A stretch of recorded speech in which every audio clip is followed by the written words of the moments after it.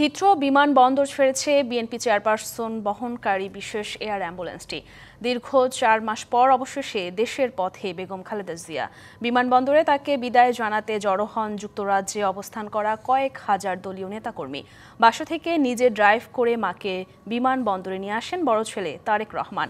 বিদায় বেলায় সৃষ্টি হয় আবেগঘন মুহূর্তের। লন্ডনে চিকিৎসা শেষে প্রায় ৪ মাস পর দেশে ফিরছেন বিএনপি চেয়ারপারসন বেগম খালেদা জিয়া। লন্ডনের হিথ্রো বিমানবন্দর থেকে কাতারের আমিরের দেয়া এয়ার অ্যাম্বুলেন্সে দেশে ফিরছেন তিনি।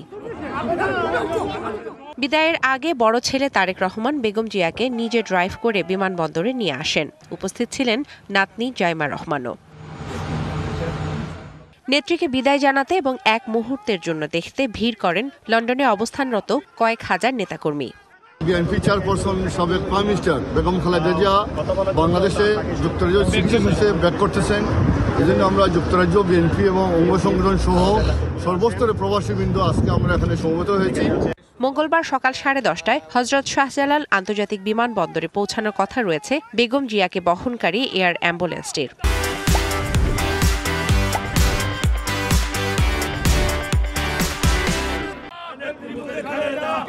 সফরে বেগম জিয়ার সঙ্গী হিসেবে রয়েছেন 2 পুত্রবধূ। 17 বছর পর দেশে ফিরছেন তারেক রহমানের স্ত্রী ডাক্তার জোবাইদা রহমান আর আরাফাত রহমান কোকোর স্ত্রী শর্মিলা রহমান বেগম জিয়ার সঙ্গে লন্ডনে গিয়েছিলেন। মা বেগম খালেদা জিয়ার সাথে যাচ্ছেন বিএনপির ভারপ্রাপ্ত চেয়ারম্যান দেশনায়ক তারেক রহমানের সহধর্মিণী ডাক্তার জোবাইদা রহমান।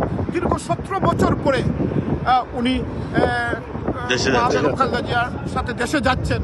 ঢাকায় এসে গুলশানের বাসভবন ফিরোজায় উঠবেন বেগম জিয়া। এরই মধ্যে প্রস্তুত গুলশানের ৮০ নম্বর সড়কের বাড়িটি। চারপাশে অবস্থান নিয়েছেন নিরাপত্তা বাহিনীর সদস্যরা। দলের নেত্রীকে অভ্যর্থনা জানাতে ব্যাপক প্রস্তুতি নিয়েছে বিএনপি। সাধারণ মানুষের ভোগান্তি এড়াতে নেতাকর্মীদের রাস্তার দুপাশে সারিবদ্ধভাবে দাঁড়িয়ে খালেদা জিয়াকে অভ্যর্থনা জানাতে আহ্বান জানিয়েছেন দলের মহাসচিব মির্জা ফখরুল ইসলাম আলমগীর। ঢাকা মহানগর উত্তর দক্ষিণ বিএনপি, ছাত্রদল, যুবদল, স্বেচ্ছাসেবক দল, কৃষক দল, শ্রমিক দল, মুক্তিযোদ্ধা দল সহ পেশাজীবী সংগঠন বিমানবন্দর থেকে গুলশান পর্যন্ত কোথায় কিভাবে অভ্যর্থনা জানাবে তা নির্ধারণ করে দেয়া হয়েছে। দলটির নেতাদের আশা, নেত্রীর ফেরা দেশের গণতন্ত্রের অগ্রযাত্রায় সহায়ক ভূমিকা রাখবে। শোভন শাহমিন দিশা, ডিবিসি নিউজ ডেস্ক।